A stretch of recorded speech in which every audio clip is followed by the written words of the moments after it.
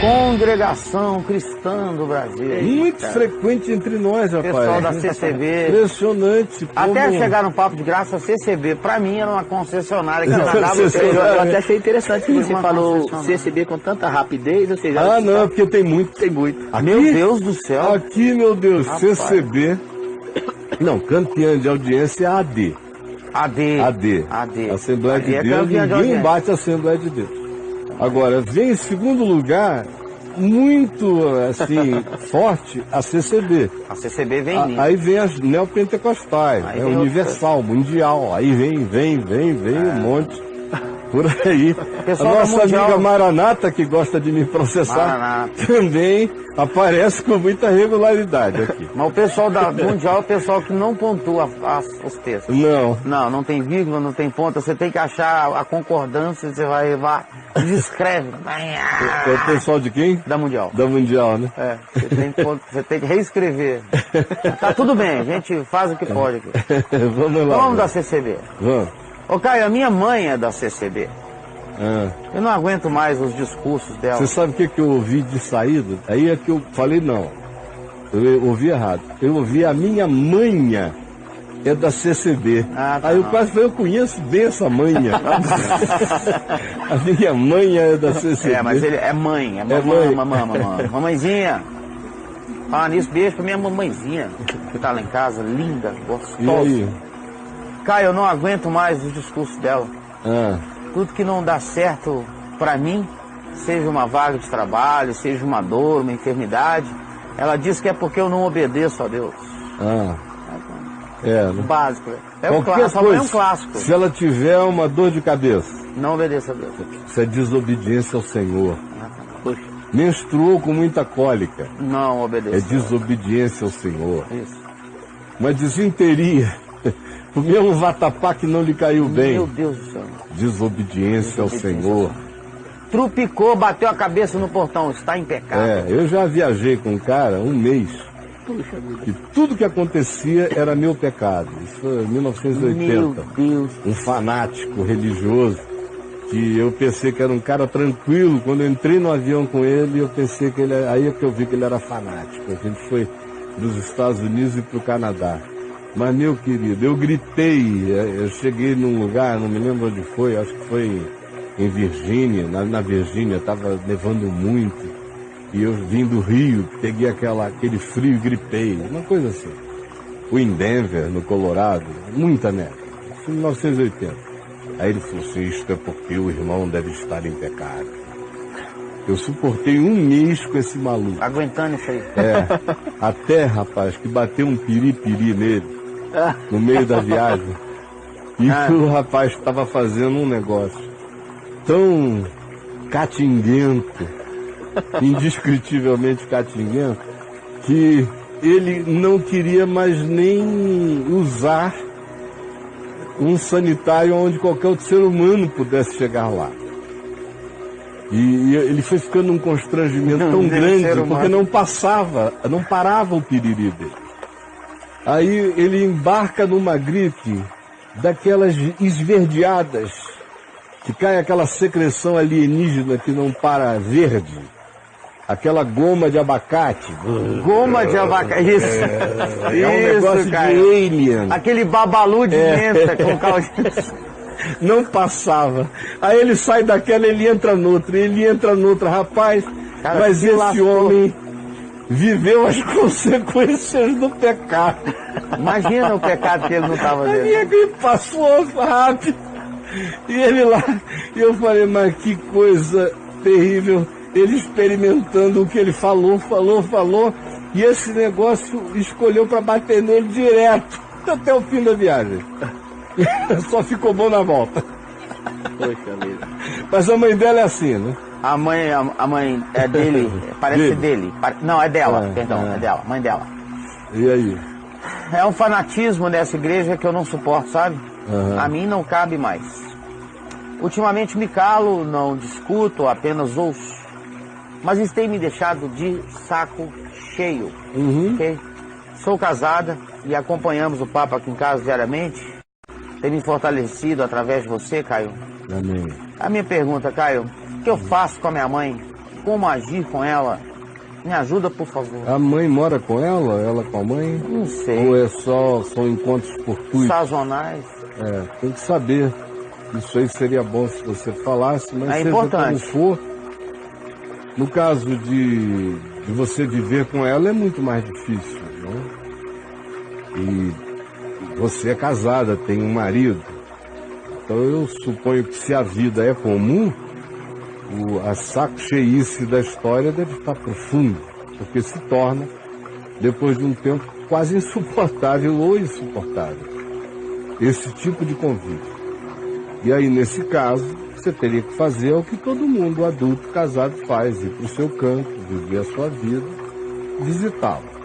Assumindo que você vive longe dela, que não mora sob o mesmo teto, você tem a sua casa, você a visita, então, querida, a única coisa a fazer é exercer paciência mesmo e viver o Evangelho. Porque não há nada que você vai dizer que vai mudar a cabeça da sua Claro. Nada. Nada.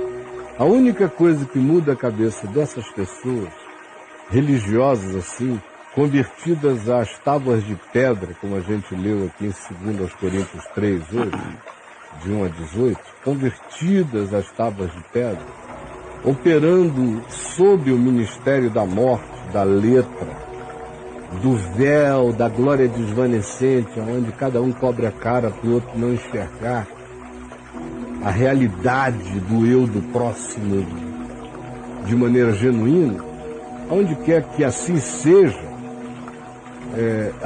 ninguém se converte por ponderação, por consciência que se desenvolve. Em geral, nesses lugares, nessas circunstâncias, a pessoa só se converte quando leva um cacete, um tranco.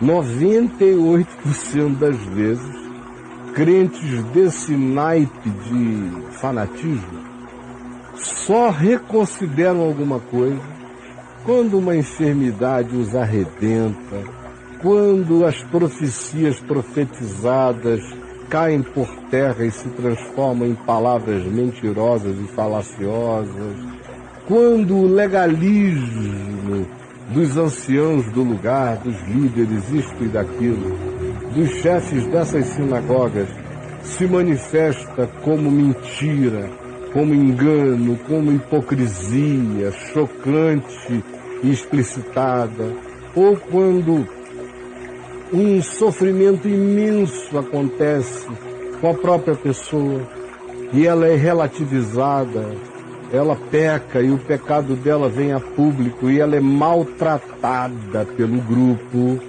é quando, em geral, tais pessoas acordam. Agora, pelo diálogo, por abrir a palavra e mostrar, como se fazia com os bereanos, conferindo coisa com coisa, e eles iluminando-se, porque eram homens de boa vontade, de boa índole, de bom desejo espiritual de compreensão, a religião mata isso no coração. Porque um grupo como esse planta no coração do indivíduo certezas, presunções, orgulhos, superioridades, essa santidade bruxificada, santidade patologizada, santidade soberba, santidade filha de todo tipo de arrogância do inferno.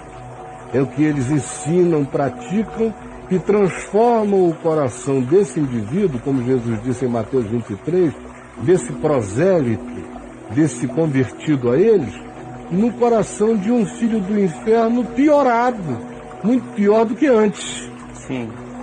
Então não adianta.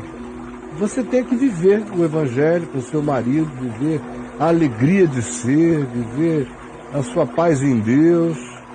E não peça remédio para dor de cabeça a ela.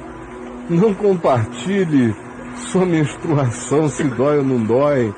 Não, uma pessoa assim não tem que fazer parte da nossa intimidade. E ela fala É mãe, mas eu não dou o direito a ela de ter intimidade na minha vida. E ela não mora com a mãe, tá? Não, então, mais Melhor ainda, ela não tem que ter direito a saber de um pio na sua casa, de um ai. Ela não é digna de fazer parte do seu sofrimento. Ela não tem a dignidade para ser parte de qualquer que seja a sua dor, porque ela não participa com solidariedade, ela participa com acusação e com juízo. Toda dor na sua casa serve para ela como uma alegria que a valida. Ela veja como eu estou certa, porque ela enunciou esse princípio: quem sofre está em pecado, qualquer gemido que você der, você está em pecado, especialmente porque não frequenta mais a CCB. Então o que você vai dar de intimidade? Por que você vai lançar pérolas à sua mãe? Por que você vai dar o que é santo à sua mãe, se ela se comporta como um porco ou como um cão em relação aos tesouros e às preciosidades e às intimidades da sua alma? O Evangelho é drástico assim. Se pai e mãe não são dignos de conhecer a minha alma, eu não compartilho a minha alma nem com meu pai nem com a minha mãe.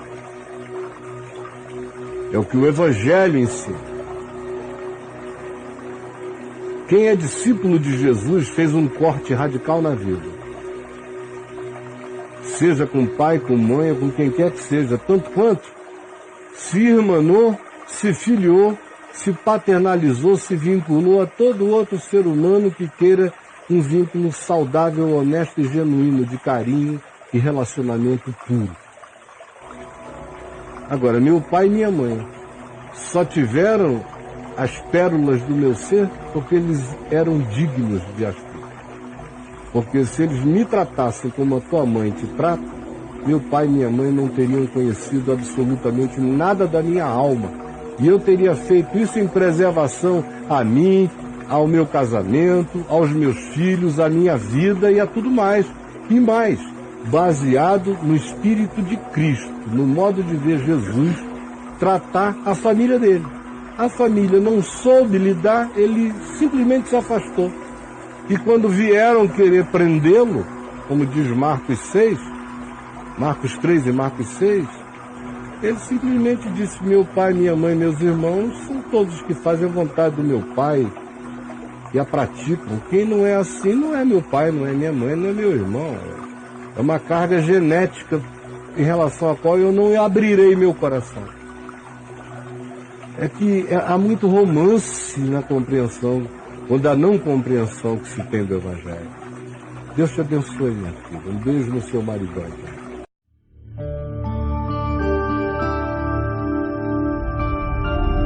Vem IVTV, o canal é você.